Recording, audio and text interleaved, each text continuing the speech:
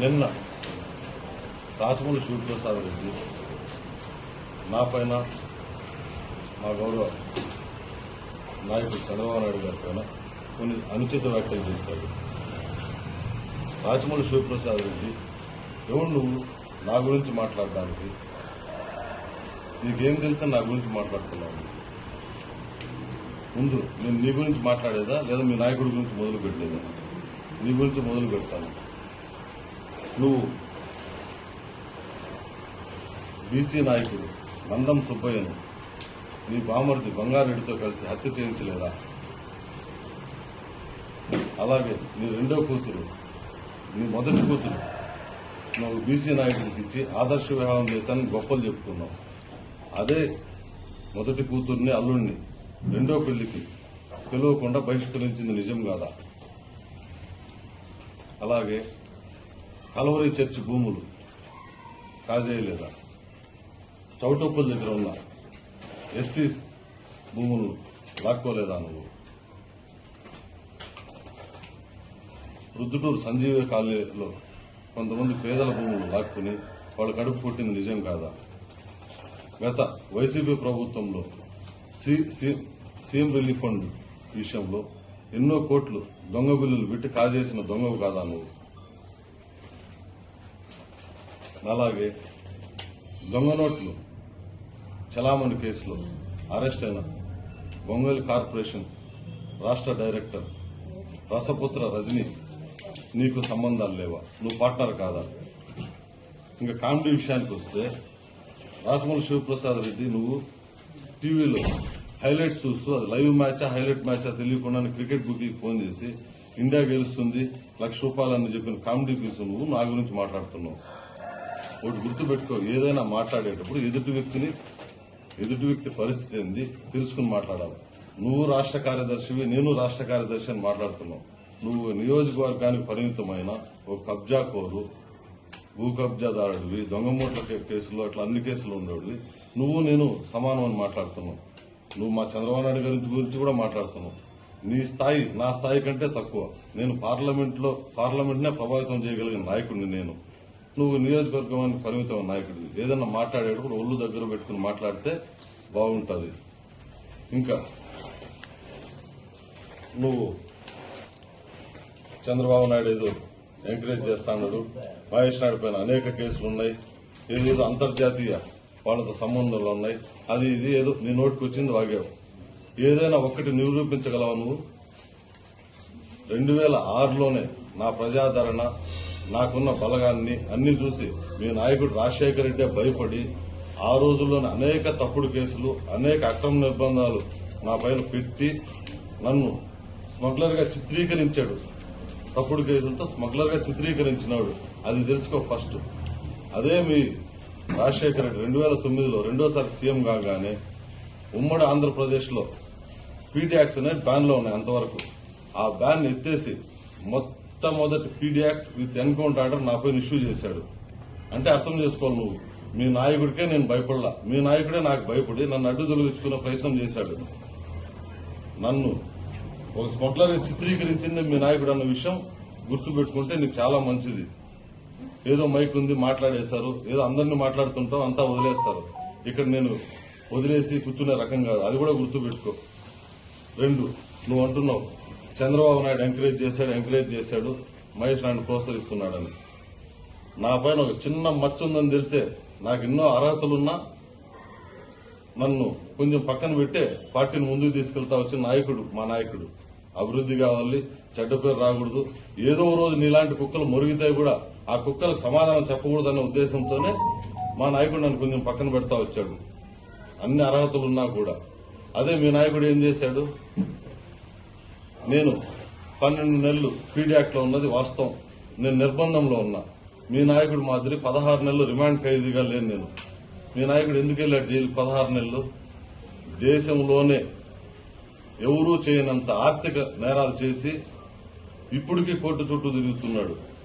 అలాంటి ఆర్థిక నేరగాడు నాయకత్వంలో పనిచేస్తూ నువ్వు నన్ను విమర్శించడానికి నీకు సిగ్గైనా ఉండాలా? అలాగే మీ నాయకుడు, మా నాయకుడు ఎక్కడ క్రిమినల్ ఎంకరేజ్ చేసింది సందర్భం లేదు. మీ నాయకుడు సొంత బాబాయిని చంపిన అవినాష్ రెడ్డిని ఎంపీని చేస్తే, కార్ డ్రైవర్ చంపిన అనంతబాబుని ఎమ్మెల్సీని చేసి ఇంకా పక్కన పెట్టుకుని తిప్పుకుంటున్నాం. ఆడవాళ్ల పట్ల అసభ్యంగా ప్రవర్తించిన మినిస్టర్లు, నాయకులు ఇంకా నా వాళ్ళు అనుకుని భుజాలకు చేతులు వేసుకుని తిరుగుతున్నాం. అదే మా నాయకుడు చిన్న ఆరోపణలు వచ్చిన ఆదిమూలంలో ఇలాంటి వాళ్ళందరినీ పక్కన పెట్టి సమాజానికి ఒక సంకేతం ఇచ్చాడు. మీ నాయకుడు ఇచ్చాడా? ఫస్ట్ మీ నాయకుడిని అడుగు. రాజమౌళి శివప్రసాద్ రెడ్డి మమ్మల్ని మాకల్లా ఏలెత్తి చూపించే బదులు ఊరంతా మీ వైపు ఏలెత్తి చూపిస్తుంది. అది గమనించుకుని నువ్వు ప్రవర్తిస్తే బాగుంటుంది. ఇంక వస్తాం మీ నాయకుడి విషయానికి వద్దాం. ఎర్రచందనాని విషయానికే వద్దాం. మీ నాయకుడు చిత్తూరు ఎమ్మెల్యే టికెట్ విజయానంద రెడ్డికి కేటాయించలేదా? ఆ విజయానంద రెడ్డి పైన ఎన్ని కేసులు ఉన్నాయి? ఆ విజయానంద రెడ్డి పైన అక్రమ మద్యం తరలించిన కేసులు 2014-15లోనే రిజిస్టర్ అయినాయి. ఎర్రచందనమే కాదు, అక్రమ మద్యం తరలించిన వ్యక్తిని ఏకంగా ఎమ్మెల్యే టికెట్ ఇచ్చిన ఘనత మీ నాయకుడు జగన్మోహన్ రెడ్డిది.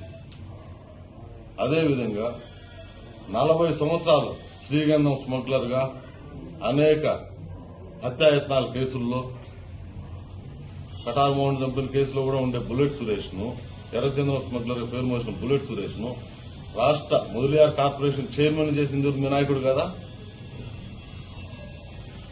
గజల శ్రీనివాసరెడ్డి, పెద్దిరెడ్డి రామచంద్రారెడ్డికి, మిథున్ రెడ్డికి ప్రధాన అనుచరుడు కదా? అలాంటి శ్రీనివాసరెడ్డిని మండల యువజన విభాగం అధ్యక్షుడు, వాళ్ల భార్య జడ్పీటీసీగా ఎన్నిక చేసింది మీ నాయకుడు కాదా? చెవిరెడ్డి భాస్కర్ రెడ్డి ప్రధాన అనుచరులు ఎర్రావారపల్లం రెడ్డప్పరెడ్డి ఎంపీపీగాను, వాళ్ల భార్య రేవతిని తలకోన గుడి ఆలయ చైర్మన్ చేసింది మీ జగన్మోహన్ రెడ్డి కాదా? అదే మండలానికి చెందిన చెంగల్రెడ్డిని వైఎస్ఆర్సీపీ మండల కన్వీనర్ గా, తర్వాత ఎంపీపీగా చేసింది మీ నాయకుడు కాదా? మీ ప్రొద్దుటూరులోనే సంచలనం రేకెత్తించిన దొంగ నోట్ల కేసులో నీ పార్ట్నర్ రసపుత్ర రజనీని రాష్ట్ర బొంగర్ కార్పొరేషన్ డైరెక్టర్ చేసింది నీ కోసం మీ నాయకుడు చేయలేదా? ఇలా చెప్పుకుంటా పోతే 2 రోజులు చెప్పొచ్చు. మీ నాయకుడి ఆధ్వర్యంలో నీ పైన మర్డర్ కేసులు ఉన్నాయి. 99%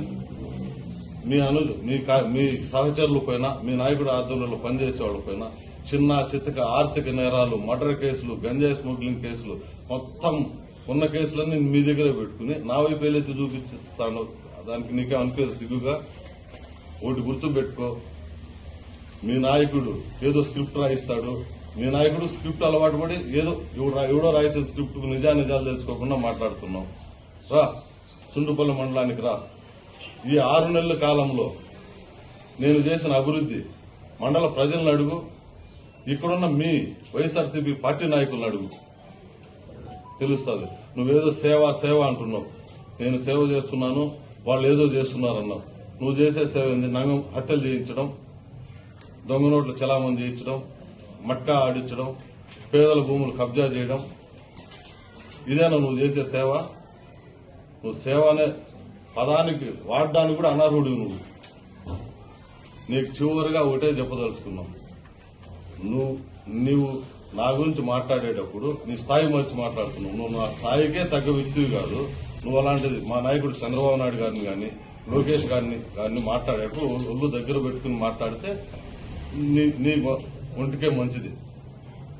ఎప్పుడైనా మీ నాయకుడి దగ్గరికి వెళ్లి, అయ్యా జగన్మోహన్ రెడ్డి మనం మాట్లాడుతున్నాం, వాళ్ళు మనం పోస్ట్ మార్టం చేసినట్టు చేసి మన అవినీతి, మన అరాచకాలన్నీ బయట తీస్తాండ్రు, ఇలాంటి స్క్రిప్ట్లు వద్దు, మర్యాద మన ఇళ్లలో మనం ఉందాం, మనం 11 సీట్లకు పరిమితం చేసి ముసుకేసి ఇంట్లో కూర్చొని పెట్టినారు. నువ్వు బెంగళూరు ప్యాలెస్ లో పడుకోండావు, నేను నా ఇంట్లో పడుకున్నావు, ఎందుకే రోడ్డుకు లాగి నన్ను వాళ్ళ దగ్గర నానా మాటలు అనిపిస్తాండో, నా వల్ల కాదు నాయన దండం పెట్టి ఇంట్లో మర్యాద కూర్చుంటే నీకు బాగుంటుంది. రాజమౌళి శివప్రసాద్ రెడ్డి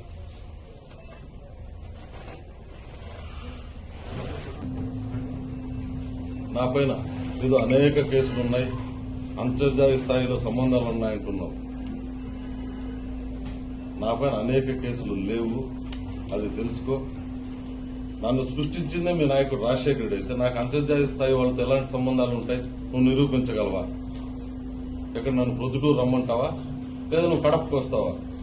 నువ్వు ఎలాగో సుండుపల్లికి రాలేవు, నీ శక్తి చాలదు, నీకు భయం ఉంటుంది. నేనే వస్తా, కడపలో కూర్చున్నాం లేదా ప్రొద్దుటూరులో కూర్చున్నాం. 2, నువ్వు నీ నాయకుడు ఇక్కడ ఈ 2 ప్రాంతాల్లో, రాయచోటి రాజంపేట 2 ప్రాంతాల్లో పూర్తిగా పట్టుకోల్పోతున్నాం. మహేష్ నాయుడు ఇంక ఎదుర్కోలేం అనే దురుద్దేశంతో ఏదో నీకు ఇచ్చే ఉచిత సలహాలు తీసుకుని ఒక స్క్రిప్ట్ ఇచ్చి ఇంగుగా బాడీ పెరిగిన బుద్ధి లేని రాచమల్ల దగ్గర మాట్లాడించడం ఇది కరెక్ట్ కాదు. నువ్వు రా, రాచమల్లి శివప్రసాద్ రెడ్డి, నువ్వైనా రా, లేదా మీ నాయకుడు జగన్ అయినా తెచ్చుకో. ఇదే సుండుపల్లి మండలంలో నిలబడదాం. మీకు డిపాజిట్లు వస్తే నేను రాజకీయ సన్యాసం తీసుకుంటా. దీనికి ఈ సవాలుకు నువ్వు సిద్ధమా? ఏదైనా అసత్య ఆరోపణలు చేస్తే మాత్రం మంచి చెడు కాదు, చెడు మంచి కాదు. నేనేందో మా మండల ప్రజలకు తెలుసు, మా పార్టీ అధిష్టానానికి తెలుసు. నాకేదో అధిష్టానం ఏదో పదవి ఇచ్చింది అంటున్నావు. నాకు అధిష్టానానికి ఎంతో పార్టీ ప్రతిష్టకు, పార్టీ కోసం ఎంతో శ్రమించినా గానీ నేనే కొంచెం దూరంగా ఉన్నాను. నీలాంటి వాళ్లకు నోటికి అవకాశం ఇవ్వకూడదని ఇది గుర్తు పెట్టుకుని మా నాయకుడి గురించి ఇంకొకసారి మాట్లాడితే నీ పైన తీవ్రమైన చర్యలు తీసుకోబట్టాయి.